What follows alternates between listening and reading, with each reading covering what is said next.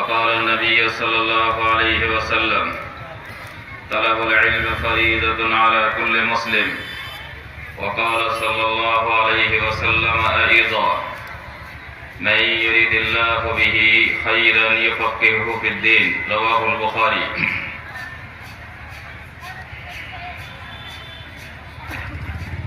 যোগ্যতম সভাপতি সাহেব হরিশ্চন্দ্রপুর জমিয়ত আহলে হাদিসের দায়িত্বশীল সভাপতি সম্পাদক এবং তাদের সহযোগীগণ, কোরআন হাদিসের আলোচনা শোনার আকুল আগ্রহে এখানে উপস্থিত হয়েছেন এমন সকল মুসলিম ভাই বোনেরা, সমস্ত প্রশংসা মহান আল্লাহ রাব্বুল আলামিনের জন্য এবং অসংখ্য দরুদ ও সালাম অবতীর্ণ হোক বিশ্বের সর্বশ্রেষ্ঠ নবী জনাবে মুহাম্মদুর রাসূলুল্লাহ সাল্লাল্লাহু আলাইহি ওয়াসাল্লামের উপর। আল্লাহুম্মা সাল্লি আলাইহি ওয়া বারিক আলাইহি। সম্মানিত উপস্থিতি, গত 10ই নভেম্বর 2019 সালে হরিশ্চন্দ্রপুর থানা জমিয়ত আহলে হাদিসের পক্ষ থেকে আন-নাজাত শিরোনামের এই সম্মেলনে আমার আলোচ্য বিষয় হবে আদর্শ সমাজ গঠনে শিক্ষার ভূমিকা। আমরা এমন এক সময়ে এই বিষয়টি আলোচনা করছি যে সময়ে চারিদিকে শিক্ষার হইচই, চারিদিকে শিক্ষার স্লোগান, এদিকে কেন্দ্রীয় সরকার থেকে নিয়ে রাজ্য সরকার এবং তার নিম্ন স্তরের গভর্নমেন্ট ইউনিটগুলো সবাই শিক্ষার জন্য সোচ্চার হয়ে উঠেছে। এই দেশে অশিক্ষিত কেউ থাকবে না, নিরক্ষর কেউ থাকবে না। শিক্ষার নিত্য নতুন কর্মসূচি নিয়ে সবাই মেতে উঠেছে। সামাজিকভাবে শিক্ষার হইচই খুব জোরালোভাবে উপলব্ধি করা যাচ্ছে। যেই সমস্ত মানুষেরা অশিক্ষিত, অর্ধ অশিক্ষিত, তারা আর চাই না নিজে অর্ধ শিক্ষিত থাকবে কিংবা অশিক্ষিত থাকবে। হাল এমন জায়গায় পৌঁছেছে যে একজন রিক্সা চালকও এবং খেটে খাওয়া মানুষ দিল্লিতে, বোম্বেতে বিভিন্ন জায়গায় খেটে রোজগার করে এবং সে নিজে শিক্ষিত নয়, অথচ তার মুখে এই কথা উচ্চারিত হচ্ছে যে আমার জীবনে যা হয়েছে হয়েছে, আমি আমার কোনো ছেলেকে কিংবা কোনো মেয়েকে অশিক্ষিত রাখবো না। এবং যার যেরকম সাধ্য, যার যেরকম উপার্জন, সেই অনুযায়ী ভালো একটা প্রতিষ্ঠানে তার ছেলেকে কিংবা মেয়েকে রাখার জন্য আন্তরিকভাবে চেষ্টা করছে। এইরকম এক সময়ে আমরা এই বিষয়টির আলোচনা করছি। বিষয়টির ভয়াবহতা এবং তার গুরুত্ব আমরা আজকের আলোচনার প্রত্যেকটি পয়েন্ট যদি যত্ন সহকারে শুনি তাহলে কিছুটা বুঝতে পারবো। আমি খুব দায়িত্ব নিয়ে কথা বলছি। শিক্ষার এই হইচই এবং শিক্ষার এই স্লোগানের মাঝে শিক্ষার আসল উদ্দেশ্য, যা মানুষকে মানুষ করে তুলতে পারে, সেটা হারিয়ে গেছে। শিক্ষার এই স্লোগানের মাঝে যেই শিক্ষা সৃষ্টিকে সৃষ্টিকর্তার সাথে মিলিয়ে দিবে, যেই শিক্ষা মানুষকে তার ইহকাল এবং পরকালের সুখ এবং সাফল্য দান করতে পারবে, সেই শিক্ষার ধারণা মানুষের মধ্য থেকে হারিয়ে যাচ্ছে। দেশ জুড়ে মুসলিমের মানুষ শিক্ষা দীক্ষার এই স্বরূপটা, শিক্ষা দীক্ষার এই প্রকৃত রূপটাকে নিয়ে আপোষে আপোষে মাজা ভুজা করছে। কিন্তু এইরকম জনসভা খুব কমই, জনসভার সুযোগ খুব কমই ঘটছে যেখানে গুচ্ছিত করে এই শিক্ষার বিষয়টিকে মানুষের কাছে স্পষ্ট করা যাবে। বন্ধুগণ, আমরা সরকারি বেসরকারি বিভিন্ন শিক্ষার উদ্যোগকে চোখে চোখে দেখতে পাচ্ছি সরকার থেকে বেশি মেতে উঠেছে বেসরকারি অ্যাঙ্গেলগুলো। ব্যাঙের ছাতার মতো চারিদিকে প্রতিষ্ঠান, এই গলিতে প্রতিষ্ঠান, সেই গলিতে প্রতিষ্ঠান, বিভিন্ন রকমের মিশন, কোনোটা নিম্নমানের, কোনোটা মধ্যমানের, কোনোটা উচ্চমানের। সবাই শিক্ষার নামে মেতে উঠেছে, কিন্তু কোন শিক্ষা আমাকে নিতে হবে, কোন শিক্ষা আমাকে দিতে হবে, এবং কোন শিক্ষা আমার জন্য কাম্য, কোন শিক্ষার জন্য আল্লাহ আমাকে বলেছিলেন, কোন শিক্ষার জন্য রাসূলুল্লাহ সাল্লাল্লাহু আলাইহি ওয়াসাল্লাম আমার ঘাড়ে একটা বাধ্যবাধকতা চাপিয়ে রেখেছেন, সেই সব কথা ভাবার আমাদের কাছে সময় খুব কম থাকে। তাই আজকের এই অনুষ্ঠানে আমরা চেষ্টা করব যে শিক্ষার আদর্শ জীবন গঠনে কোন শিক্ষার ভূমিকা হতে পারে, আগে শিক্ষাটি আমাদের খুঁজে বের করতে হবে। সেই শিক্ষার বিভিন্ন ক্ষেত্রগুলো হয়তোবা অস্পষ্ট হয়ে আছে, কিংবা কার্যকর রূপ ধারণ করে নাই, আর নইলে আদৌ তার সেই রকম কোনো ভিত রাখা হয়নি। চারিদিকে আক্ষরিক জ্ঞান, দুনিয়াতে বেঁচে থাকার জন্য শিক্ষা, বড় হয়ে চাকরি বাকরি করব তার জন্য শিক্ষা, ডক্টর হতে হবে, ইঞ্জিনিয়ার হতে হবে, সমাজে প্রতিষ্ঠা লাভ করতে হবে, এই কয়েকটা উদ্দেশ্যের ঊর্ধ্বে আমরা উঠতেই পারি না। অথচ আমাদের যে বাল্যকাল থেকে, শৈশবকাল থেকে আমাদের যে এক বিশেষ ধরনের শিক্ষা দীক্ষার অতীব প্রয়োজন ছিল, সেই কথাটা আমরা অধিকাংশরাই ভেবে দেখছি না। তাই আসি ইসলামে শিক্ষার গুরুত্ব এবং তৎপরতা, বাকি এর সরকারি বেসরকারি বিভিন্ন তৎপরতার কথা শুনলেন। ইসলামের মধ্যে শিক্ষার তৎপরতা কতটা ছিল, গুরুত্ব কতটা ছিল, না ইসলাম এই সম্বন্ধে কিছুই বলছে না, না ইসলামের শিক্ষা দীক্ষার কোনো ধারণাই নাই, সেইগুলি আলোচনা করি। এই কথাটি আলোচনার আগে আমাদের ছোট্ট ছোট্ট কয়েকটি কথা জানতে হবে। ইসলাম শিক্ষার ব্যাপারে কতটা তৎপর। শিক্ষা কথাটা বাংলা, আমরা যদি তাকে ইংরেজিতে খুঁজতে যাই তার পাশাপাশি শব্দগুলি, তাহলে এডুকেশন, সায়েন্স, নলেজ এই ধরনের শব্দ দিয়ে আমরা বুঝাতে চাই শিক্ষার কোনো কথা। বাংলাতে শিক্ষা, বিদ্যা, জ্ঞান, বিজ্ঞান এই ধরনের শব্দ দিয়ে আমরা কোনো মানুষকে জ্ঞানের কথা বুঝাতে চাই। আরবি ভাষায় ইলম কিংবা তালিম কিংবা তারবিয়া বলে একটা শব্দ আছে। এখানে স্যার সৈয়দ, তারপরে পুরাতন অ্যারিস্টটল, তারপরে পলিটিনো, তারপরে বহু বড় বড় বিদ্যালয়েরা শিক্ষাকে কেন্দ্র করে কি কি বলেছেন, আমি সবই তথ্য আপনার সামনে উপস্থাপন করে আপনার মূল্যবান সময় নষ্ট করতে চাই না, আবারও সময়ের অভাব। তাই ইসলামের কাছে শিক্ষার কতটা গুরুত্ব ছিল এবং কিভাবে এটাকে আমরা দেখতে হবে। এই শিক্ষার যে আরবি শব্দ ইলম বা তালিম বা তারবিয়া, আমরা ইলম কথাটাকে নিই।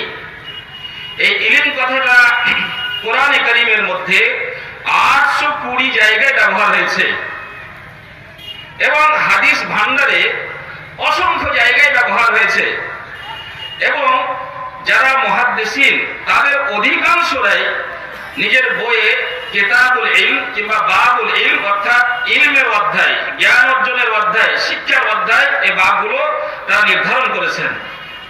তাহলে বুঝতে পারছেন, আল্লাহ থেকে শুরু করে, নবী থেকে শুরু করে মুহাদ্দিসিন, মুফাসসিরিন সকলেই শিক্ষাকে বিশেষ যত্ন এবং গুরুত্বের সাথে বর্ণনা করেছেন 820 জায়গায়।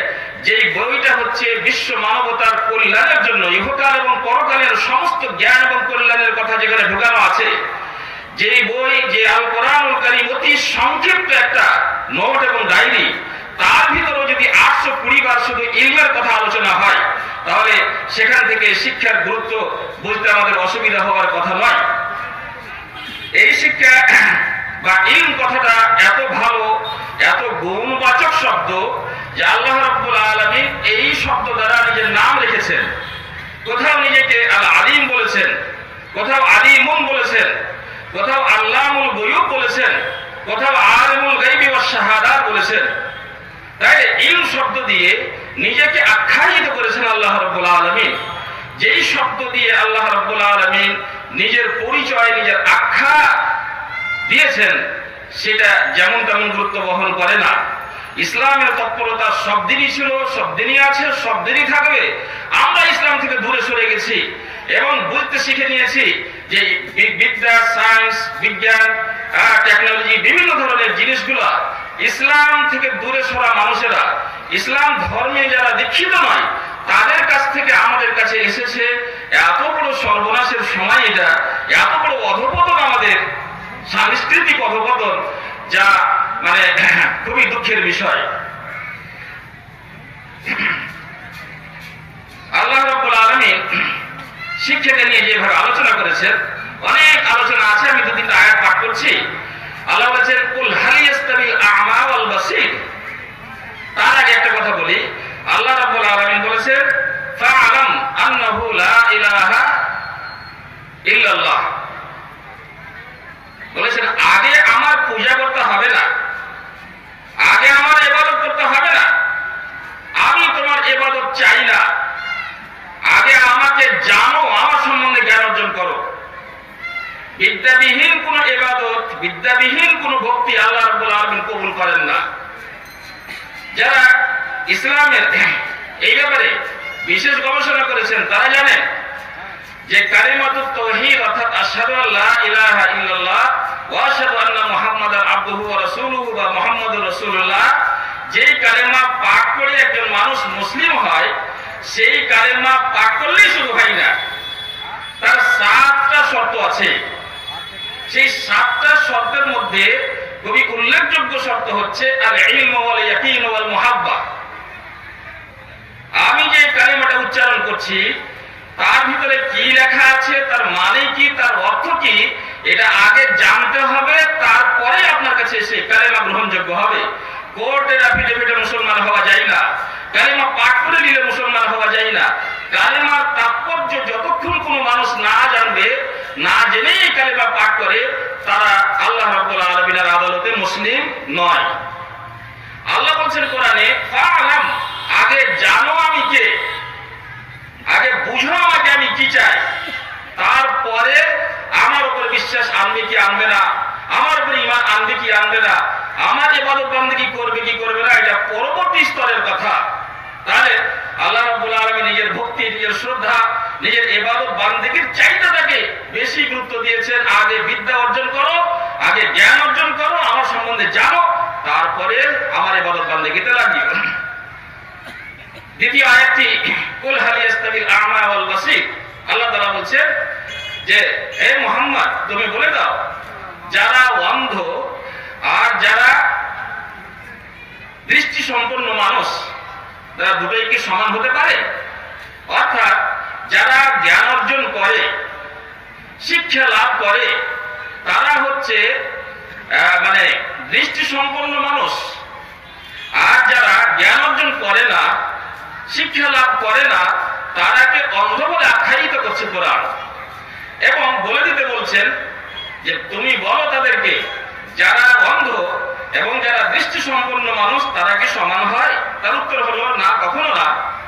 তাহলে আল্লাহ রাব্বুল আলামিনের নজরে শিক্ষিত মানুষের এতই দাম যে তাকে দৃষ্টি সম্পন্ন ব্যক্তি বলে আখ্যায়িত করা হয়েছে। আর যারা জ্ঞান অর্জন করে না, তারাকে আল্লাহর ভাষায় অন্ধ বলা হয়েছে। আল্লাহ রাব্বুল আলামিন আরো বলেন, ইন্নামা ইয়াখশাল্লাহা মিন ইবাদিহিল উলামা। আল্লাহকে যেই সেই চিনবে না, আল্লাহর শ্রদ্ধা ভক্তি যেই সেই করতে পারবে না, এরও কথারই শ্রদ্ধার আল্লাহ রাব্বুল আলামিনের কোনো প্রয়োজন নাই। আল্লাহর শ্রদ্ধা এবং ভক্তি তারাই করবে এবং তাদেরই শ্রদ্ধা ভক্তিকে আল্লাহ রাব্বুল আলামিন সাদরে গ্রহণ করবেন, যারা আগে আল্লাহ রাব্বুল আলামিন সম্বন্ধে পর্যাপ্ত পরিমাণে জ্ঞান অর্জন করেছে, পর্যাপ্ত পরিমাণে জ্ঞান অর্জন করেছে। আল্লাহ কি, কোথায় থাকেন, কি চান, কি চান না, কি সন্তুষ্ট হন, কিসে অসন্তুষ্ট হন, আল্লাহ সম্বন্ধে আগে জ্ঞান অর্জন করতে হবে, তারপরেই অন্য কিছু কাজ হবে। যারা জ্ঞান অর্জন করে, যারা জ্ঞানী মানুষ, তারাই আল্লাহ রাব্বুল আলামিনের ইবাদত করে থাকেন।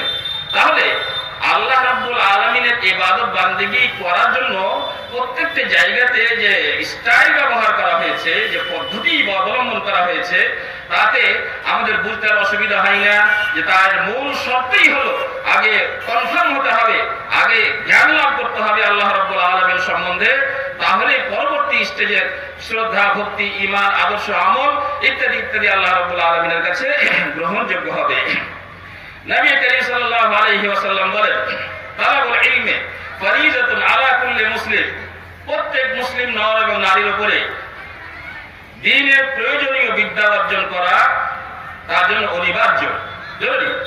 আল্লাহ রাসূল বলছেন অনিবার্য।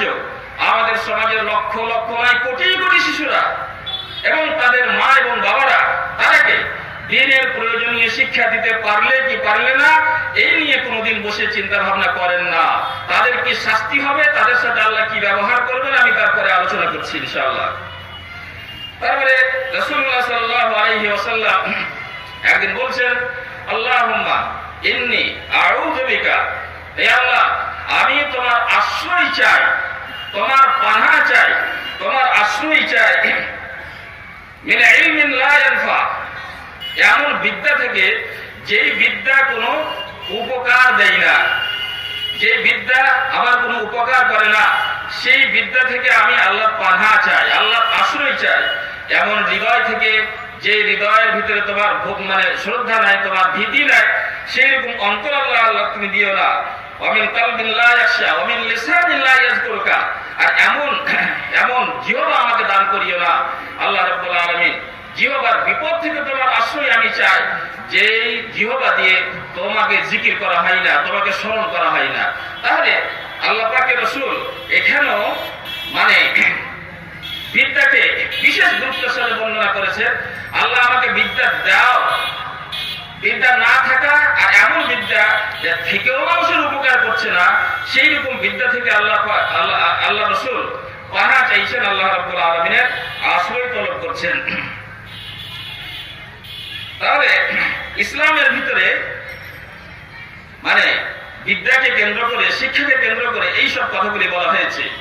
বিদ্যা অর্জন করতে গেলে ইহকাল এবং পরকালে অতি মান মর্যাদার সাথে জীবন যাপন করা যাবে, এই মর্মে আল্লাহ রাব্বুল আলামিন বলেন, ইয়ারফাইল্লাহুল্লাযীনা আমানু মিনকুম, তোমাদের মধ্যে যারা ঈমান এনেছে, ওয়াল্লাযীনা উতুল ইলমা দারাজাত, আর যারাকে জ্ঞান দান করা হয়েছে। জ্ঞান দান করা কি বাড়িতে বসে বসে হয় না? জ্ঞান লাভ করতে হয়, জ্ঞান অর্জন করার জন্য ছোটাছুটি করতে হয়। ছোটাছুটি করেছে, তার বিনিময়ে আল্লাহ রাব্বুল আলামিন তাকে বিশেষ ধরনের জ্ঞান দান করেছে। তারাকে আল্লাহ রাব্বুল আলামিন তাদের মর্যাদা বৃদ্ধি করে দেন। তারা প্রতিষ্ঠিত হয়ে সমাজে বসবাস করে, তারা মান মর্যাদার সহিত সমাজে বসবাস করতে পারে। তাহলে শিক্ষা হচ্ছে উন্নতির এক মাধ্যম। শিক্ষা হচ্ছে মান মর্যাদা সংগ্রহ করার, মান মর্যাদা পাওয়ার, ইহকাল এবং পরকালে প্রতিষ্ঠা লাভের একমাত্র রাস্তা এবং পথ। আমি যে হাদিসটা প্রথমে পাঠ করেছি তাতেও এই ধরনের কথা বলা হয়েছে, মাইয়ুরিদিল্লাহু বিহি খাইরান ইউফাক্কিহুহু ফিদ্দীন। আল্লাহ রাব্বুল আলামিন যার মঙ্গল চান, আল্লাহ রাব্বুল আলামিন যার মঙ্গল চান তাকে দ্বীনের জ্ঞান দান করে থাকেন। যারা দ্বীনের জ্ঞান লাভ করে না, তারা নিজের জায়গায় নিজেকে খুব বড় সফল মানুষ মনে করে। কিন্তু রাসূলুল্লাহ সাল্লাল্লাহু আলাইহি ওয়াসাল্লামের ভাষায় বলছেন, যার আল্লাহ মঙ্গল চান তাকে দ্বীনের জ্ঞান দান করেন। দ্বীনের জ্ঞান দান করার মানে তাকে মৌলভী সাহেব বানিয়ে দেয়, তাকে আলেম বানিয়ে দেয়, এই কথা নয়। কিন্তু এই কথা নয়।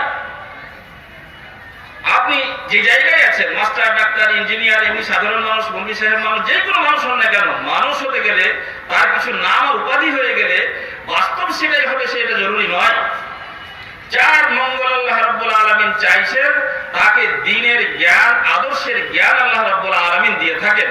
তাহলে শিক্ষাকে কেন্দ্র করে এই কয়েকটি আয়াত এবং হাদিসের মাধ্যমে আমরা বলতে পারছি যে ইসলামের মধ্যে আল্লাহর নজরে, রাসূলুল্লাহ সাল্লাল্লাহু আলাইহি ওয়াসাল্লামের দৃষ্টিতে শিক্ষা কত গুরুত্বপূর্ণ জিনিস এবং শিক্ষার জীবনে, মানুষের জীবনে কি কি ভূমিকা থাকতে পারে। তারপরে আমরা আরো একটু আগে বাড়ি। শিক্ষার লক্ষ্য এবং উদ্দেশ্য, প্রত্যেক কাজের যেমন একটা লক্ষ্য উদ্দেশ্য হয়, তেমন শিক্ষার মতো এক গুরুত্বপূর্ণ জিনিসের লক্ষ্য উদ্দেশ্য থাকা দরকার। আমরা এখানে একটা জিনিস খুব স্পষ্ট করে দিতে চাই এবং আপনাদেরকে মনোযোগ দিয়ে সেই তফাৎটা বোঝার অনুরোধ করছি। যে শিক্ষার লক্ষ্য উদ্দেশ্য সব জাতি ধর্মের মানুষের একরকম হয় না। স্বাভাবিক কারণে যে সম্প্রদায় আল্লাহর প্রতি আস্থা রাখে না, আল্লাহর প্রতি বিশ্বাস করে না, সে নিজের শিক্ষা জীবনে কেন, সে নিজের স্কুলের শিক্ষা জীবনে স্কুলে সে নিজের সিলেবাসে আল্লাহর সম্বন্ধে কোনো জিনিস রাখবে কেন? রাখবে না। যে আল্লাহর প্রতি ঈমান আনে না, বিশ্বাস করে না, সে কেনই বা নিজের স্কুলে, যে গভর্নমেন্ট, যে স্কুলের প্রতিষ্ঠাতা আল্লাহকে অস্বীকার করে, আল্লাহকে মনিব বলে মানতে পারে না, আল্লাহকে সৃষ্টিকর্তা হিসেবে মানতে পারে না, আখিরাত বলে তার কোনো ধারণা নাই, সে নিজের স্কুল, সেই বোর্ড, সেই প্রতিষ্ঠান, সেই গভর্নমেন্ট কেন নিজের সিলেবাসে, নিজের শিক্ষা ব্যবস্থাতে কেন এমন কথা রাখবে যেখানে আল্লাহর আলোচনা হবে, আখিরাতের আলোচনা হবে, রাসূলের আলোচনা হবে? স্বাভাবিক কারণে তাদের লক্ষ্য উদ্দেশ্য সেটা হতে পারে না। সুতরাং তাদের সিলেবাস, তাদের শিক্ষা ব্যবস্থা যা হবে তা আমাদের কলেজে খালি ছেলেকে মেয়েকে শিক্ষিত করতে পারলে আমাদের ঘাড় মোটা হয়ে যায়। গর্ববোধ করি, মেয়েকে এমএ পাস করালাম, ছেলেকে বিএ পাস করালাম, ইঞ্জিনিয়ারিং কলেজে ভর্তি করলাম, কম্পিউটার সায়েন্সেতে ডিপ্লোমা করেছি, ইত্যাদি ইত্যাদি কথা বলে আমরা নিজকে সান্ত্বনা দিই। কিন্তু এটাই কি আমাদের কাম্য ছিল? আমাদের আগে কি কোনো জিনিসের সন্ধান করা দরকার ছিল না? এক উদ্দেশ্যপূর্ণ শিক্ষার আমাদের দরকার আছে না নাই? যে সম্প্রদায় আল্লাহ রাব্বুল আলামিনকে মানতে মানতে শিরকে পরিপূর্ণ, যে সরকার, যে গভর্নমেন্ট, যে বোর্ড শিরকে ভালোবাসে এবং শিরকে আক্রান্ত হয়েছে, তাদের সিলেবাসে, তাদের শিক্ষা ব্যবস্থায় শিরক থাকবে না এটা কি করে ভাবলেন? তারা যেই জিনিসকে ভালোবাসে, যেই জিনিসে জড়িয়ে গেছে, তাদের সিলেবাসে, তাদের শিক্ষা ব্যবস্থাতে শিরক থাকাটা স্বাভাবিক কথা। সুতরাং তাদের লক্ষ্য উদ্দেশ্য আলাদা হয়ে গেল। কিছু লোক আছে উদ্দেশ্যবিহীন এক জীবন, খাবো দাবো, সুখ শান্তিতে বসবাস করব, একটু মাস্তি ফুটানি করব, এটাই হয়তো তাদের জীবনের লক্ষ্য উদ্দেশ্য। এর আগে তারা কিছুই ভাবে না। তো তাদের শিক্ষা ব্যবস্থায়, তাদের স্কুলে, তাদের কলেজে, তাদের বোর্ডে, তাদের গভর্নমেন্টের আন্ডারে যেই সমস্ত শিক্ষা প্রতিষ্ঠান গড়ে উঠবে, সেখানে আল্লাহর কথা থাকবে না, সেখানে আখিরাতের কথা থাকবে না, রাসূলের কথা থাকবে না, এবং আল্লাহর বিধানের কোনো কথা থাকবে না। তাহলে আপনি কি সেই স্কুলে, সেই কলেজে ঝাঁপ দিয়ে ভালো করছেন না মন্দ করছেন? আপনার সন্তান সন্ততিকে সেই সমস্ত প্রতিষ্ঠানের মধ্যে ভর্তি করে দিয়ে আপনি তার উপকার করছেন না অপকার করছেন? একটু ভেবে দেখবেন।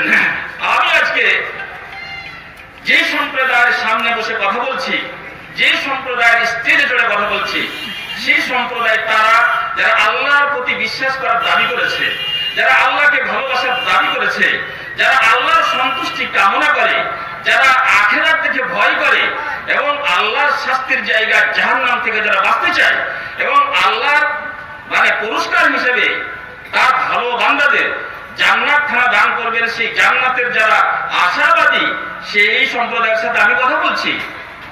তাহলে স্বাভাবিক কারণে তাদের শিক্ষা জীবন, তাদের শিক্ষা ব্যবস্থাতে, তাদের শিক্ষার লক্ষ্য উদ্দেশ্যে এই সব জিনিস প্রাধান্য পাবে না পাবে না?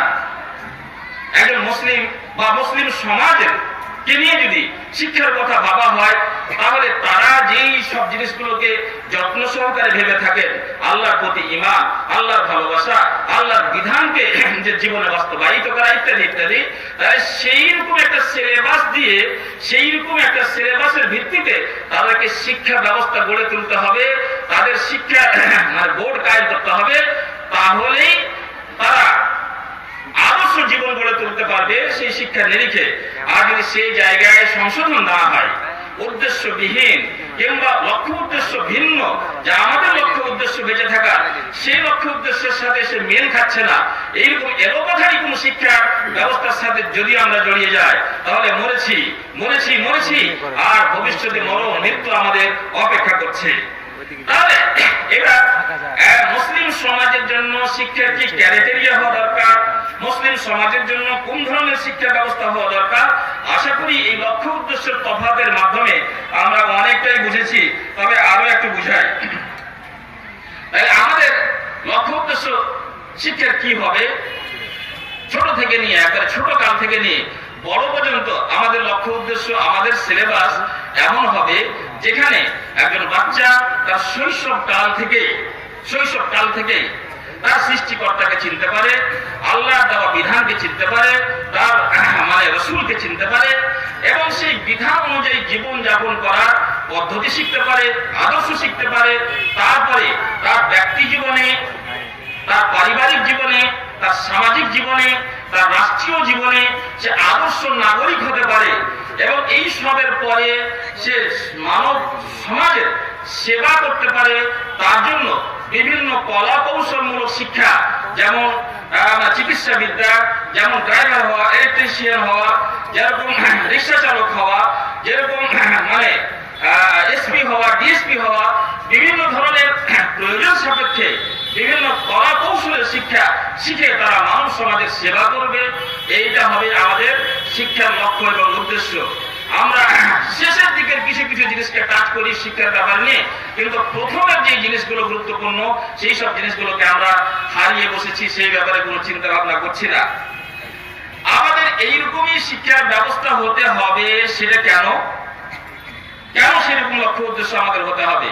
কেন প্রচলিত শিক্ষা ব্যবস্থা আমাদের জন্য যথেষ্ট নয় এবং সেটা খুব ভয়াবহ এবং মারাত্মক? কেন? এই কেন উত্তর দিতে গিয়ে কোরআন কারীমের মধ্যে খুঁজতে গেলে অনেক অনেক আপনি আয়াত পাবেন যাতে এই কেন উত্তর আছে। আমি শুধু দুটা আয়াত আপনার সামনে রাখছি, যেহেতু সময় অল্প। আমরা সবাই জানি আল্লাহ রাব্বুল আলামিন সর্বপ্রথম ওহী যেটা নাযিল করেছেন, সর্বপ্রথম ফেরেশতা এসেছে আল্লাহ রাসূলের কাছে, আল্লাহ রাসূল তাকে দেখে ভয় পেয়েছেন। এক নতুন সিস্টেম, নতুন জিনিসের সম্মুখীন হওয়া, ভয় পেয়েছেন। জিবরিল আলাইহিস সালাতু ওয়াস সালাম তাকে জোর করে ধরে বলছেন, ইকরা, তুমি পড়ো পড়ো। তিনবার বলার পরে পড়ো বলতে বলেছেন এবং পড়ার সাথে সাথে যে শব্দটা ব্যবহার করেছে সেটা হলো ইকরা বিসমি রাব্বিকাল্লাযী খালাক। তুমি পড়ো পড়ো, বিদ্যার এখান থেকে মানে শুরু হচ্ছে সফর এবং সেই শুরুয়াতের মধ্যেই বলা হচ্ছে পড়ো, বিদ্যা অর্জন করো, কিন্তু তোমার প্রতিপালকের নাম নিয়ে। আল্লাহ রসুলকে সর্বপ্রথম যে শিক্ষা দেওয়া হচ্ছে এবং আল্লাহ রসুল আমাদের জন্য আইডিয়াল এবং আদর্শ, আমরাকে সেইভাবে মানুষ হতে হবে। তা আমাদের শিক্ষাঙ্গন যেটা হবে, আমাদের শিক্ষার শুরুয়াত যেখানে হবে, সেখানে মানে শিক্ষার সাথে সাথে রবের সাথে কানেক্টেড শিক্ষা হতে হবে। আল্লাহর নাম নিয়ে পড়ো, ইকরা বিসমি রাব্বিকাল্লাযী খালাক, যিনি তোমাকে সৃষ্টি করেছেন, সেই প্রতিপালকের নাম নিয়ে পড়ো যিনি তোমাকে সৃষ্টি করেছেন। ইকরা বিসমি রাব্বিকাল্লাযী খালাক, খালাকাল ইনসানা মিন আলাক, যিনি তোমাকে মানুষকে এক জমাটবদ্ধ রক্ত দিয়ে সৃষ্টি করেছেন। ওখান থেকে শুরু হয়ে গেল অনেক কথা। তারপরে বলা যায় আল্লাযী আল্লামা বিল কলম আল্লামাল ইনসানা মা আলাম, যেই মহান সৃষ্টিকর্তা মানুষকে কলমের দ্বারাই শিক্ষা দিয়েছেন এবং মানুষকে এমন কিছু জিনিস মানে জানিয়েছেন, এমন কিছু জিনিসের জ্ঞান দান করেছেন যেটা মানুষেরা জানতো না। তাহলে জ্ঞান দাতা হচ্ছেন আল্লাহ রাব্বুল আলামিন, জ্ঞানের শুরুয়াত করেছেন আল্লাহ রাব্বুল আলামিন এবং তার রাসূলকে দিয়ে বলিয়েছেন যে পড়ো, কিন্তু তোমার প্রতিপালককে ভুলিও না, প্রতিপালকের নাম নিয়ে পড়ো। এটা আমাদের সিলেবাসের ক্রাইটেরিয়া, আমাদের সিলেবাসের আদর্শ এবং গুণাবলী, সেই রকম সিলেবাস আমাদের হতেই হবে। সেটাই কেন উত্তর। দ্বিতীয় একটি আয়াতে আল্লাহ রাব্বুল আলামিন বলছেন, ইয়া আইয়ুহাল্লাযীনা আমানু কু আনফুসাকুম ওয়া আহলিকুম নারা, এই সমস্ত মানুষেরা যারা আমার প্রতি বিশ্বাস এনেছো, বিশ্বাস স্থাপন করেছো, আমার উপরে ঈমান এনেছো যারা, তারা কু আনফুসাকুম, তোমরা নিজেরা নিজকে জাহান্নামের আগুন থেকে বাঁচাও এবং ওয়া আহলিকুম নারা, তোমার পরিবার পরিজনকে জাহান্নামের আগুন থেকে বাঁচাও। ওয়াকুদুহান নাস, যেই জাহান্নামের ইন্ধন হবে মানুষ এবং পাথর। ভালো করে বুঝবেন, এই ইমানদার মানুষেরা যারা ঈমান আননি তারা যাও, বাড়ি যাও, তাদের সাথে কোনো কথা নেই। যারা ঈমান এনেছো, ঈমানের দাবি নিয়ে ঘুরে বেড়াচ্ছো, তারাকে দুটো কাজ করতে হবে। জাহান্নাম থেকে নিজেকে বাঁচাও এবং তোমাদের পরিবার পরিজনকে, তোমার সন্তান সন্ততিকে জাহান্নামের আগুন থেকে বাঁচাও। তাহলে দুটি কথা, জাহান্নাম থেকে নিচে বাঁচবো তার জন্য তো এক গাড়ি কর্মসূচি আমাকে পালন করতে হবে। আমার আগে নিজে জাহান্নামের বিষয়টাই তো খুবই খুবই জটিল। আমি জাহান্নামের আগুন থেকে বাঁচার জন্য কত কি না করি। আল্লাহর প্রতি ঈমান এনেছি, আল্লাহর হালাল হারাম জানার চেষ্টা করছি, সেভাবে মানার চেষ্টা করছি, হজ করতে বলেছে হজ করছি, জাকাত দিতে বলেছে জাকাত দিচ্ছি, নামাজ পড়তে বলেছে নামাজ পড়ছি, বিভিন্ন ধরনের কাজ করছি। তাও কনফার্ম হতে পারি না যে জাহান্নাম থেকে বাঁচতে পারবো কি পারবো না। হজ করেছি, উমরা করেছি, কত কি করছি, দান করছি, খেরাত করছি, আমি জাহান্নাম থেকে বাঁচার জন্য অনেক চেষ্টা করছি, কিন্তু আমার পরিবার পরিজনকে জাহান্নামের আগুন থেকে বাঁচাতে হবে, এই ব্যাপারে আমরা মোটেই সেরকম কোনো কর্মসূচি হাতে নিয়ে নি। বাচ্চা বড় হয়েছে, 4-5 বছরের হয়েছে, তার হাত ধরে ছটছট করে টানতে টানতে কোনো প্রাইমারিতে ভর্তি করে দিলাম, যেখানে 100% আপনার যারা আছে, যেখানে সেই বয়সে সেই শিশুকে আল্লাহ এবং তার রাসূল সম্বন্ধে কোনো ধারণা দেওয়া হবে না, আখিরাত সম্বন্ধে কোনো ধারণা দেওয়া হবে না, আল্লাহর ভক্তি আল্লাহর ভালোবাসা সৃষ্টি করবে এমন কোনো কথা ভুলেও কারোর মুখ দিয়ে উচ্চারণ হবে না। যদি আরো একটু পকেট সকেট গরম আছে, তাহলে টানতে টানতে টানতে টানতে দেখা গেল যে পাশে একটা ক্রিশ্চিয়ান ইংলিশ মিডিয়াম স্কুল আছে, সেখানে ভর্তি করে দিলাম। আমার শিশুকে তারা কি শিখাবে কি শিখাবে না, আল্লাহর সাথে প্রেম ভালোবাসার কথা শিখবে না আল্লাহ দ্রোহী এক সন্তান হয়ে উঠবে, আল্লাহ দুশমন হয়ে উঠবে, সেরকম কোনো কথা ভাবার দরকার মনে করলাম না, টানতে টানতে সেখানে ভর্তি করে দিলাম। আত্মীয় স্বজনের সাথে বিনিময় করলাম, আমার ছেলেকে ইংলিশ মিডিয়ামে ভর্তি করেছি। এরকম হচ্ছে না, হয় না ভাই? আর একটু টাকা পয়সা আছে, আর একটু ভালো দূর থেকে 22 কিলোমিটার 23 কিলোমিটার 50 কিলোমিটার দূরে, যেমন কালিয়াচক হলো, যেরকম বহরমপুর হলো, যেরকম কলকাতা হলো, আল আমিন মিশন হলো, কোন এক জায়গায় আমার সন্তানকে টানতে টানতে নিয়ে গিয়ে সেখানে ভর্তি করে দিলাম।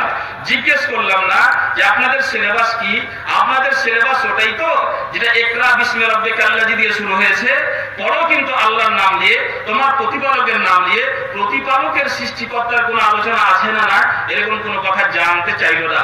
বাসে আগে থেকেই জানে সেখানে এই ধরনের কোনো আলোচনা হবে না। কি পড়ানো হবে? কেমিস্ট্রি, ফিজিক্যাল সায়েন্স, অমুক ধমক, ম্যাথ, এই ধরনের বাংলা, আরো আরো আরো কিছু, যার সম্পর্ক আল্লাহ রাব্বুল আলামিনের সাথে তারা কোনো সময় জোড়াতে চাইবে না এবং জড়ানো নাই। এইরকম একটা উস্কো খুস্কো শিক্ষার বোতল তৈরি হয়ে আমার কাছে 10 বছর 5 বছর পরে ফিরবে, এরকম হচ্ছে নাকি? হচ্ছে। এগুলো কথাটি বলি, যেখানে সেখানে তাই সন্তানকে জাহান্নামের আগুন থেকে বাঁচানোর জন্য এই বয়সে তার অন্যতম মানের যেটা মাধ্যম হবে, সেটা হবে তাকে উপযুক্ত শিক্ষা দিয়ে বড় করা, উপযুক্ত শিক্ষা দিয়ে বড় করা। সেই সময়টা তার হাত থেকে পার হয়ে গেলে জীবনে সেই সময়টা তার হাতে আবার ফিরে আসবে না। তাহলে জাহান্নামের আগুন থেকে বাঁচার জন্য তাকে ইন্ধন দিলেন না, তাকে নলেজ দিলেন না, তার জ্ঞান নাই, তার সেই ব্যাপারে কোনো ধারণাই নাই, চট করে বড় হয়ে গেছে, বিয়ে দিয়েছেন, বউ হয়েছে, বউয়ের কথা ছেড়ে আপনার কথা শুনবে না, শিক্ষকের কথা শুনবে না, গ্রামের কথা শুনবে, কার কথা শুনবে না, শুনবেই বা কেন? শুনবেই বা কেন? সেরকম কোনো ধারণাই তো তার নাই। হ্যাঁ, বাপ ভালো, দাদু ভালো, নানা ভালো, এই ভালো কোনো পরিবারের ছোঁয়া লেগে কিছু ভালো স্বভাবটা তৈরি হয়ে যায়, কিন্তু শিক্ষার রূপে সে কিছু শিখতে পেল না, কিছু শিখার সে সুযোগ পেল না। তাই নিজে জাহান্নামের আগুন থেকে বাঁচার জন্য অনেক কিছু করলাম, কিন্তু সন্তানকে জাহান্নামের আগুন থেকে বাঁচার জন্য কোনো পরিকল্পনা নিলাম না, বরং হাতে ধরে সন্তানের জীবন বরবাদ করলাম। এই আশাতে যে বড় হয়ে ডাক্তার হবে, এই আশাতে যে বড় হয়ে ইঞ্জিনিয়ার হবে, অনেক টাকা মাসে স্যালারি পাবে, এই আশাতে বড় হয়ে ভালো একটা মাস্টার হবে, হেডমাস্টার হবে, ভালো একটা স্যালারি পাবে আমার ছেলে কিংবা মেয়ে। এটাই এত সস্তা আপনাদের লক্ষ্য উদ্দেশ্য, এত সস্তা কথাতে আমরা জীবনযাপন করছি, যা আমাদেরকে চরমভাবে টেনে নিয়ে যাচ্ছে বিপর্যয়ের দিকে, অধঃপতনের দিকে এবং মানে অসফলতার দিকে টেনে নিয়ে যাচ্ছে। কোনো চিন্তা ভাবনা আমরা করছি না। সমাজের হাজার হাজার লক্ষ লক্ষ শিশুর জীবন এইভাবেই গড়ে উঠছে, আর তার ব্যাপারে সূক্ষ্ম কোনো পরিকল্পনা আমাদের নেওয়া হচ্ছে না। তাহলে তুমি নিজে জাহান্নামের আগুন থেকে বাঁচো এবং তোমার সন্তান সন্ততিকে জাহান্নামের আগুন থেকে বাঁচাও। মনে রাখুন, যদি আপনি পিতা মাতা হিসেবে আপনার কোনো দুর্বলতা, আপনার কোনো প্ল্যান প্রোগ্রাম কিংবা পলিসির অভাবে আপনার ছেলে কোরআন এবং হাদিসের শিক্ষা থেকে বঞ্চিত থেকেছে, আল্লাহকে চিনতে পারেনি, রসুলকে চিনতে পারেনি, ইসলামী সংবিধানকে চিনতে পারেনি তারা, আর যার কারণে অনিচ্ছায় তার দ্বারা অনেক ভুলভাল হয়েছে, সে আজ জাহান্নামের পাত্র হয়েছে, জাহান্নামের দরজায় দাঁড়াবে। হে আল্লাহ রাব্বুল আলামিনকে বলবে, হে আল্লাহ রাব্বুল আলামিন একটু দাঁড়াও, একটু দাঁড়াও, আমি বিচার চাই। আজ আমার এই অধপতনের কারণ হচ্ছে আমার বাবা, আজ আমার এই অধপতনের কারণ হচ্ছে আমার মা, যে আমাকে উপযুক্ত শিক্ষা দেয়নি। যেই শিক্ষার গোড়ায় গিয়ে আমি তোমাকে চিনতাম, তোমার বিধানকে চিনতাম, সেই রকম কোন সুযোগই পাইনি। তার জন্য আমার পিতা মহাশয় দায়ী। পিতার গলায় গামছা লাগিয়ে, এমন পিতা যে হজ করেছে 14 বার, উমরা করেছে 14 বার, তাহাজ্জুদ পড়ে, নামাজ পড়ে। আমি খুব দায়িত্ব নিয়ে কথা বলছি, দায়িত্ব নিয়ে কথা বলছি। কারোর কোনো আপত্তি থাকলে, কোনো প্রশ্ন থাকতে গেলে ভদ্রভাবে সেই প্রশ্ন এখানে পৌঁছাবেন, আমি তার উত্তর দেওয়ার চেষ্টা করব, কিংবা এখানে যোগ্য উলামায়ে কেরামেরা আছেন, তারা উত্তর দেবেন। আপনার হজ, যাকাত, নামাজ, মানে বিভিন্ন রকমের ইবাদত বান্দেগী, ভালো ভালো কাজ, যাতে আপনি জাহান্নাম না জান্নাত যাওয়ার অধিকার রাখেন, আল্লাহ আপনাকে জান্নাত দেবেন সেই কর্মের বিনিময়ে।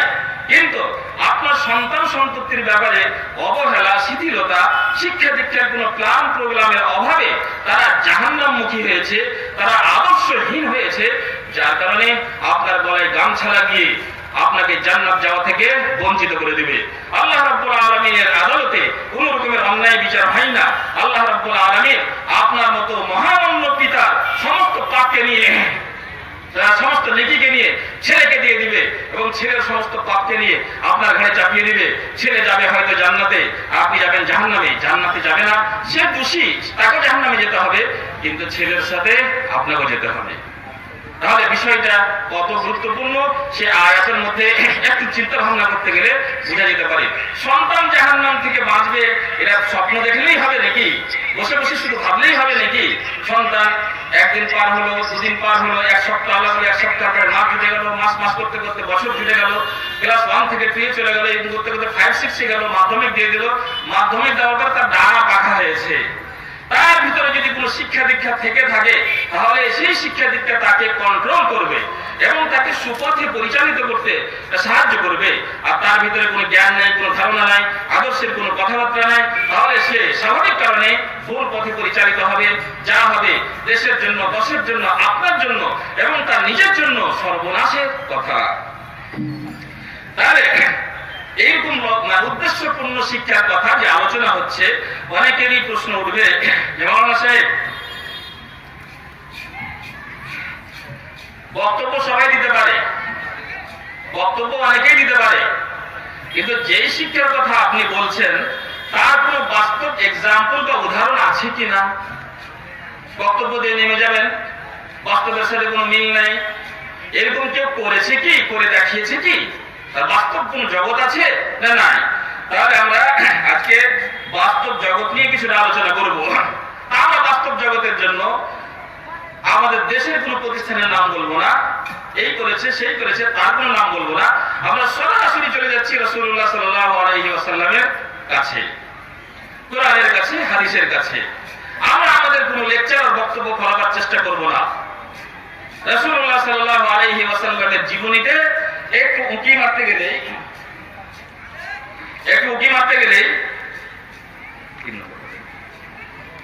দেখতে পাবো যে ইসলামী ইতিহাসের সর্বপ্রথম স্কুল হচ্ছে দারে আরকাম। যায়েদ ইবনে আরকাম বলে একজন মানুষের বাড়ি সাফা পাহাড়ি থেকে একটু দূরে, তার পাশে। সেই দারে আরকামে রাসূলুল্লাহ সাল্লাল্লাহু আলাইহি ওয়াসাল্লাম প্রথম স্কুল কায়েম করলেন, যে স্কুলের নাম হচ্ছে দারে আরকাম।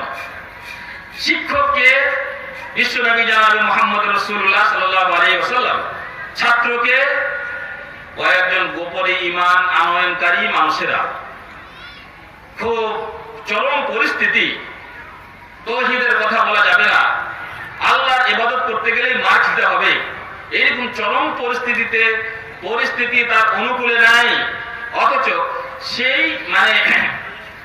ভীত সন্ত্রস্ত অবস্থায় তার ছাত্র হচ্ছেন কয়েকজন সাহাবী। সিলেবাসটা কি? সিলেবাসটা হচ্ছে সরাসরি আল্লাহর ওহী সিলেবাস। বিষয় কি? কি বিষয় পড়ানো হলো সেখানে?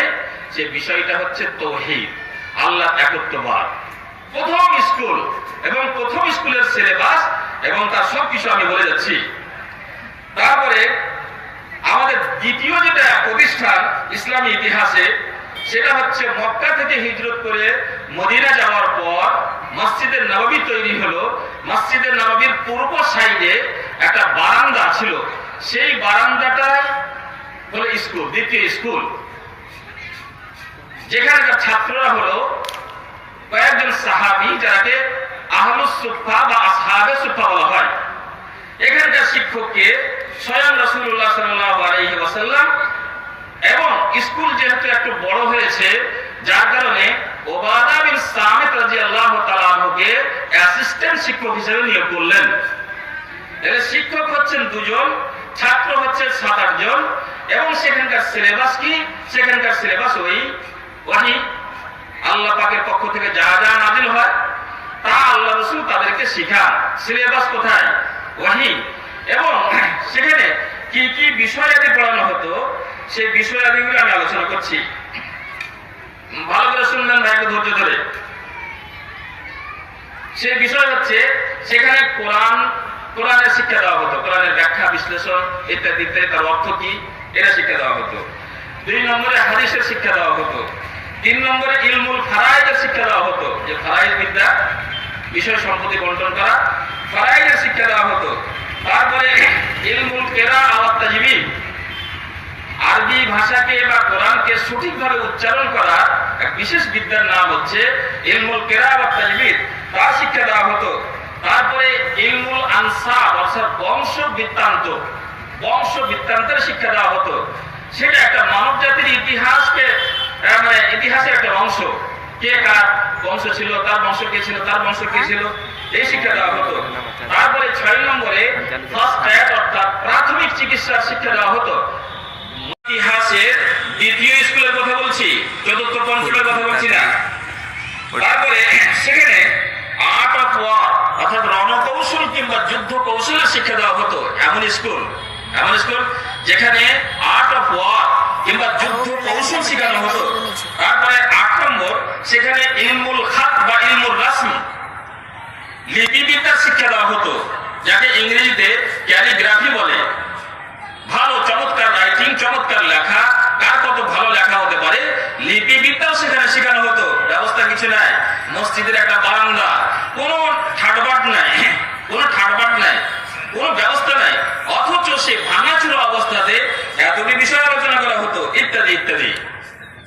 দেখেছেন, আমাদের ইসলামী ইতিহাসের দ্বিতীয় স্কুলে যা না পড়া হতো, আর একবিংশ শতাব্দীতে এত উন্নত সবকিছু হওয়ার পরেও, এত আর্থিকভাবে মানুষের সচ্ছলতা আসার পরও আজ পর্যন্ত যেই সমস্ত প্রতিষ্ঠানেরা আল্লাহ রাসূলের অনুসারী হওয়ার মানে দাবি করেছে, অর্থাৎ মাদ্রাসা, দ্বীনি মাদ্রাসাগুলো, আজ পর্যন্ত এতটি বিদ্যা শেখানো হয় না। বড় পরিতাপের বিষয়। ইসলামী ইতিহাসের দ্বিতীয় স্কুলে যা হয়েছে, আর একবিংশ শতাব্দীর সেই রাসূলকে ভালোবাসে, রাসূলের অনুসারী হওয়ার দাবি করেছে যারা, তাদের স্কুলে হয় না। সেই যুগের মানে রণকৌশল শেখানো কিংবা মানে অশ্ব আরোহণ করা বা ঘোড়ায় চড়ানো শেখা, এই সবের পরিবর্তে আজ কম্পিউটার এবং ইন্টারনেট তার স্থান গ্রহণ করেছে।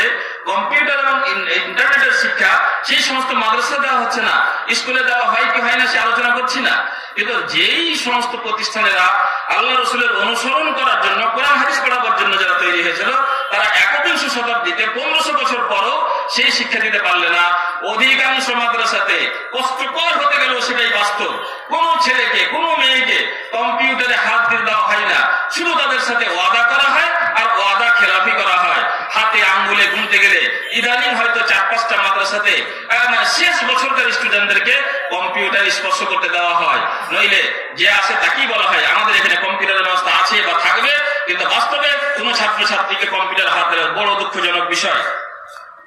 তাহলে এটা ছিল আমাদের মানে দ্বিতীয় প্রতিষ্ঠান। আমাদের তৃতীয় প্রতিষ্ঠান হচ্ছে, এইভাবে চলতে থাকে মোটামুটি এই আল্লাহ রাসূলের দ্বিতীয় প্রতিষ্ঠানের পরে 200 বছর ধরে এইভাবে চলতে থাকে। উমাইয়া শাসন কাল পর্যন্ত এইভাবে চলতে থাকে। তারপরে 858 সালে সর্বপ্রথম আফ্রিকা মহাদেশের মরক্কো নামে এক জায়গাতে মারিয়াম আল ফেহের বংশের প্রিন্সেস, মানে রাজকুমারী, তার নাম মারিয়াম।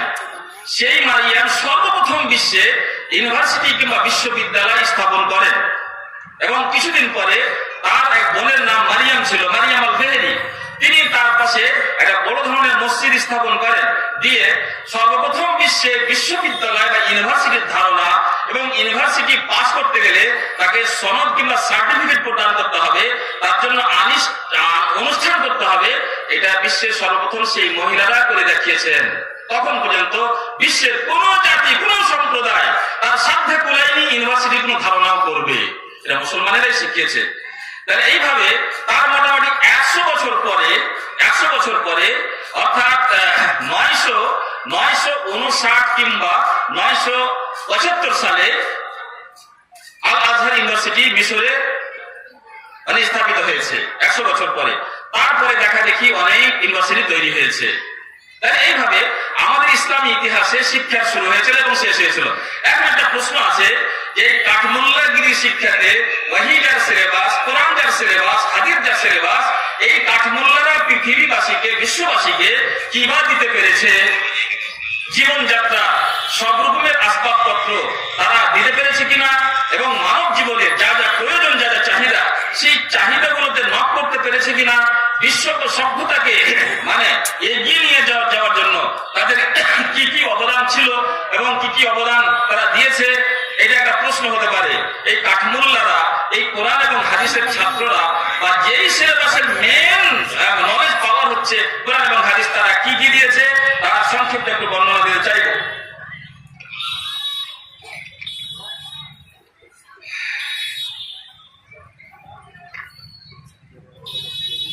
এক নম্বরে আপনারা চা এবং কফির নাম শুনেছেন।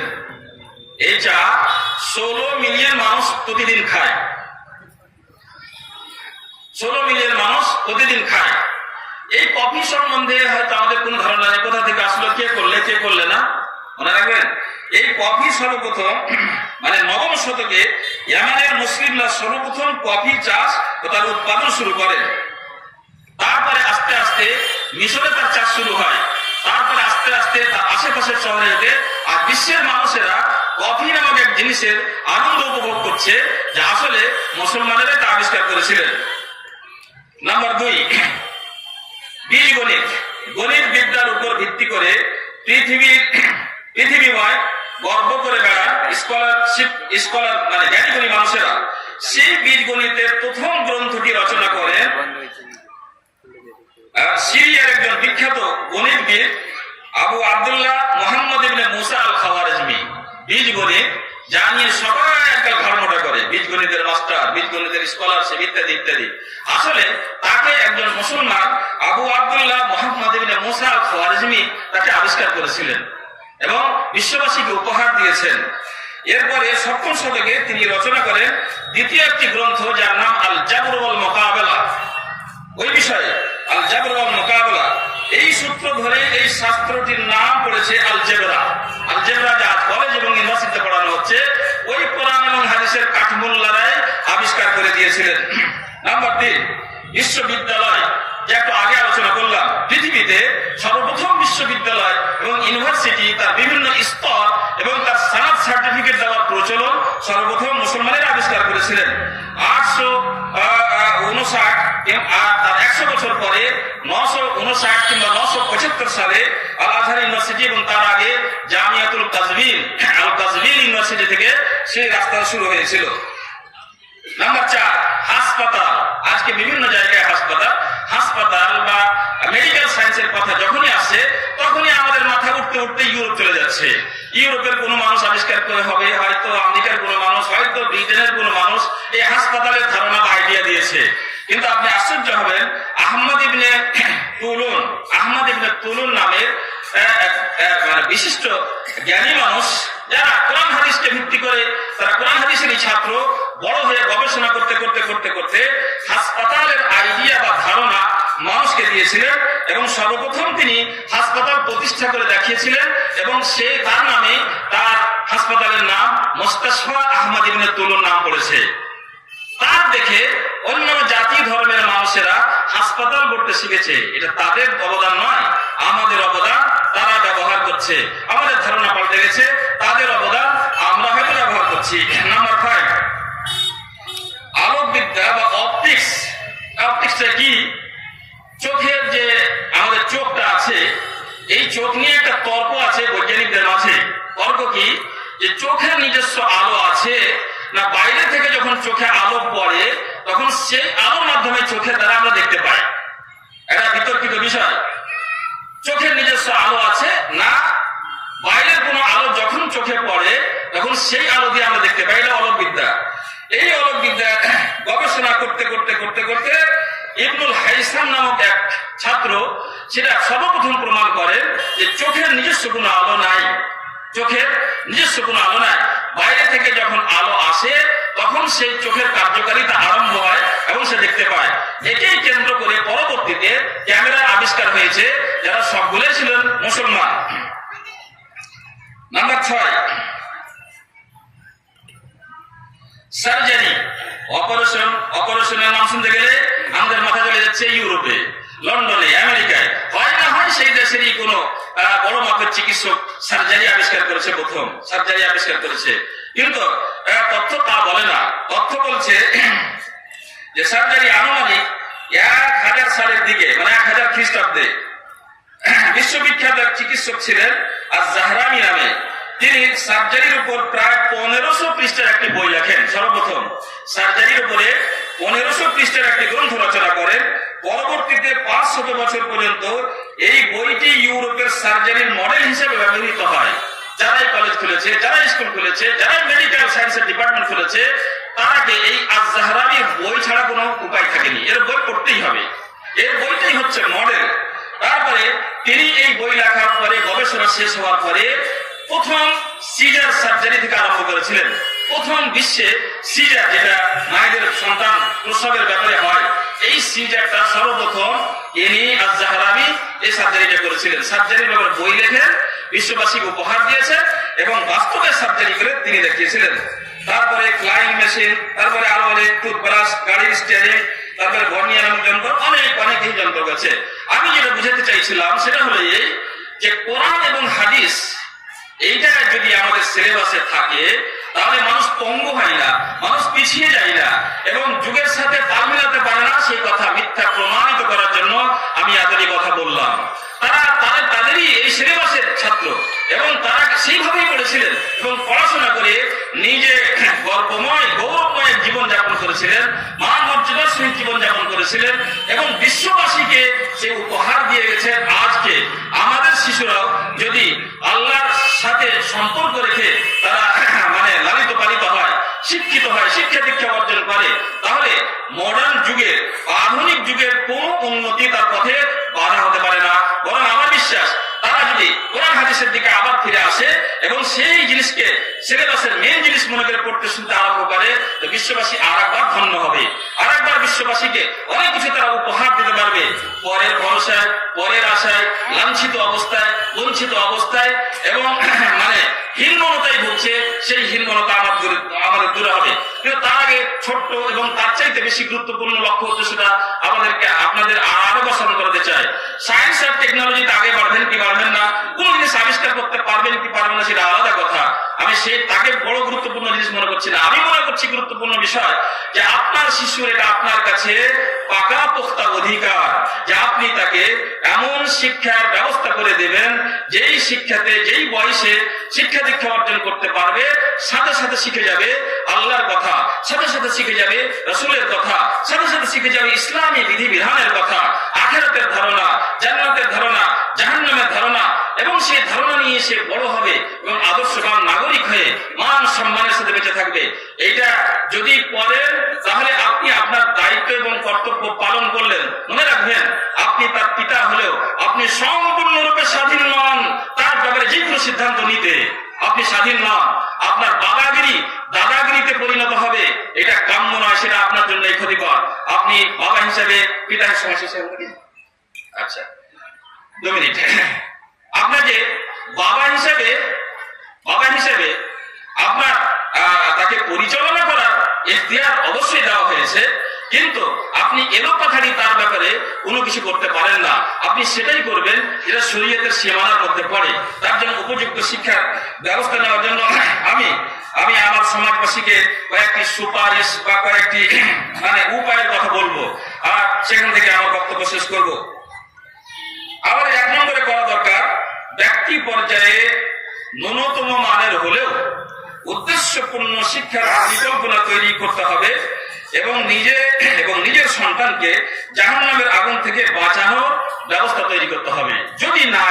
যদি আমাদের সমাজে নাই, তাহলে আপনি ব্যক্তিগতভাবে উদ্যোগ নেন, ব্যক্তিগতভাবে কোনো স্কুল খুলেন, ব্যক্তিগতভাবে কোনো প্রতিষ্ঠান খুলেন, যেখানে সুন্দর একটা সিলেবাস তৈরি করে তারা সায়েন্সও পড়ুক, টেকনোলজিও পড়ুক, ডক্টরও হোক, ইঞ্জিনিয়ারও হোক, এবং সর্বপ্রথমে তারা একজন আদর্শবান মুসলিম হোক। এই প্রতিষ্ঠানের শূন্যতাকে দূর করুন, এর অভাবকে দূর করুন। এটা মুসলিম হিসেবে আমাদের সকলের দায়িত্ব।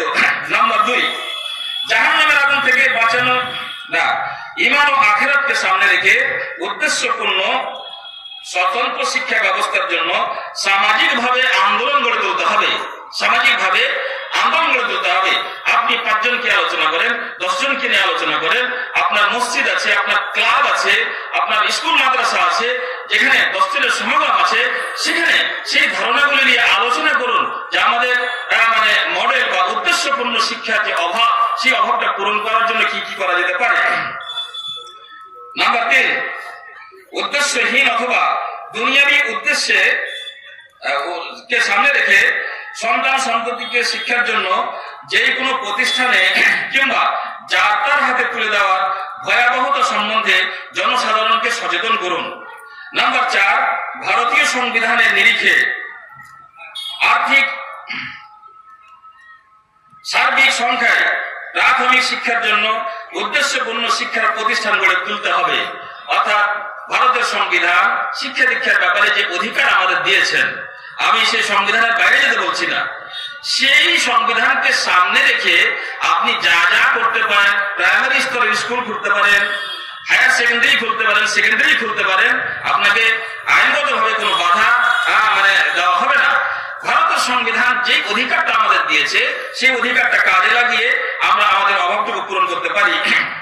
নাম্বার 5, দেশের বিভিন্ন এলাকায় সেকেন্ডারি, হায়ার সেকেন্ডারি এডুকেশনের জন্য উপযোগী প্রতিষ্ঠান তৈরি করতে হবে।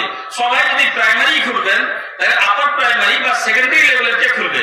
কিছু কিছু লোককে উদ্যোগ নিতে হবে যারা হায়ার সেকেন্ডারি লেভেলে খুলবে। তার থেকে আগে নাম্বার 6, পশ্চিম বাংলার মুসলমানদের জন্য প্রাথমিক পর্যায়ে অন্তত একটি ইসলামী বিশ্ববিদ্যালয় স্থাপন করা দরকার, যেখানে কোরআন ও হাদিস এবং তার ভিত্তিতে বিভিন্ন বিভাগীয় বিষয়াদি গবেষণামূলক পড়াশোনা সম্ভব হয়ে ওঠে। কোরআন সম্বন্ধে আমি রিসার্চ করব, বিএ পাস করে নিয়েছি, তারপর আরো রিসার্চমূলক পড়াশোনা করতে চাই। তার জন্য এখন পর্যন্ত না মাদ্রাসাই হলো কোনো, আর না কোনো কলেজ ইউনিভার্সিটি। তার কোনো ইউনিভার্সিটিতে যাবেন আপনি ইসলামিক হিস্ট্রি আর ইসলামিক স্টাডিজ, আর না হলে খুব যত আরবি ভাষা নিয়ে আপনাকে কিছু পিএইচডি সিএইচডি করতে দিবে, এমএ করতে দিবে, তার অন্য কিছু নাই। আমি হাদিস নিয়ে কিছু করতে চাই, তার ব্যবস্থা নাই। আমি তাফসীর নিয়ে কিছু করতে চাই, তার কোনো ব্যবস্থা নাই। তাহলে আমাদের নিজস্ব একটা বিশ্ববিদ্যালয় গড়ার পরিকল্পনা করতে হবে, যেখানে গবেষণামূলক করার জন্য যারা ইচ্ছুক তারা যেন গবেষণা করার সেখানে সুযোগ পায়। নাম্বার 7, নিজামিয়া মাদ্রাসাগুলি আমাদের বহুমূল্যবান সম্পদ। তাকে আমি খাটো করতে চাইনি, আমার বক্তব্য প্রসঙ্গে একটা কথা এসেছিল, তা আমি বললাম, কিন্তু আমরা খাটো করতে চাইনি নিজামিয়া মাদ্রাসাকে। নিজামিয়া মাদ্রাসায় আমাদের বহু মূল্যবান সম্পদ, তারাকে মডিফাইড করতে হবে, তারাকে আধুনিক বিভিন্ন জিনিসের সাথে তাল মিলিয়ে যে সমস্ত জিনিসের অভাব আছে তাকে পূরণ করতে হবে, যে সমস্ত জিনিস যুগোপযোগী নয় তাকে মাইনাস করে একটা সামঞ্জস্যতার সৃষ্টি করতে হবে, তাহলে আমাদের মূল্যবান সম্পদ আমাদের কাজে লাগতে পারবে। নাম্বার 8, বিভিন্ন প্রতিষ্ঠানে মুসলিম প্রতিষ্ঠাতাদের কাছে অনুরোধ, মুসলিম প্রতিষ্ঠাতা যারা খ্রিস্টান নয়, যারা অমুসলিম, যারা মুসলিম প্রতিষ্ঠাতা, তোমার বাংলা মিশনই হোক কিংবা ইংলিশ মিডিয়ামের মিশন হোক, তোমার ফের কি অসুবিধা হয়েছে যে তুমি তোমার ছাত্রকে একটু ইসলামী শিক্ষা দীক্ষার তৈরি করে দিতে পারবে না? কোরআনের শিক্ষা, হাদিসের শিক্ষা, সিলেক্টেড কিছু হাদিস, সিলেক্টেড কিছু তাফসীর, সিলেক্টেড কিছু হালাল হারামের বিষয়, এগুলো পড়াতে পারবে না? তুমি কেমন মুসলিম হয়ে স্কুল খুলতে পারলে তোমার সামনে কোনো বাধা নেই, সমাজের সমস্ত ছেলেরা ছাত্রছাত্রীরা তোমার মুসলিম, তোমার কাছে শরণাপন্ন হয়েছে শিক্ষা দীক্ষার জন্য, আর তুমি তাদের জন্য একটু তোমার সিলেবাসে জায়গা দিতে পারছো না? অনেক মানুষেরা বলে রেজাল্ট খারাপ হয়ে যাবে, কম্পিটিশনের যুগ, যদি কোরআন ঢোকায়, তাফসীর ঢোকায়, এটা ঢোকায়, ওটা ঢোকায়, তাহলে আমার রেজাল্ট খারাপ হয়ে যাবে, আমি রেজাল্ট খারাপ করতে পারবো না। অন্যান্য মিশনের প্রতি কম্পিটিশন চলছে, এই জন্য তারা ইচ্ছাকৃত ভাবে তারাকে বঞ্চিত রাখবে। যাই হোক, কয়েকটা পরামর্শ দিয়ে আমি আমার বক্তব্যের ইতি টানলাম। মহান আল্লাহ রাব্বুল আলামিনের কাছে দোয়া করি, আল্লাহ তুমি আমাকে এবং আমার জাতি, ধর্ম, দেশ, আমার রাষ্ট্রের মানুষকে জাহান্নামের আগুন থেকে বাঁচাও। এবং শিক্ষার যে মানে প্রকৃত ধারণা, শিক্ষার যে প্রকৃত মানে রূপরেখা, সেই রূপরেখায় আমাদের সন্তান সন্ততিকে মানুষ করার মতো তুমি ব্যবস্থা করে দাও এবং সেই রকম সুবুদ্ধি দান করো। সেই ব্যাপারে আমাদের যে অভাব, ভুল ত্রুটি, ভুল বুঝাবুঝি আছে, সেই সমস্ত ভুল বুঝাবুঝি আমাদের মধ্যে থেকে বিদায় করো এবং আমরা আদর্শবান নাগরিক হয়ে, আদর্শবান মানুষ হয়ে সসম্মানে ইহকালে মাথা উঁচু করে যেন বসবাস করতে পারি এবং পরকালে সম্মানে ভূষিত হতে পারি। ওয়া আখিরু দাওয়ানা আলহামদুলিল্লাহি রাব্বিল আলামিন। আসসালামু আলাইকুম ওয়া রাহমাতুল্লাহি ওয়া বারাকাতুহু।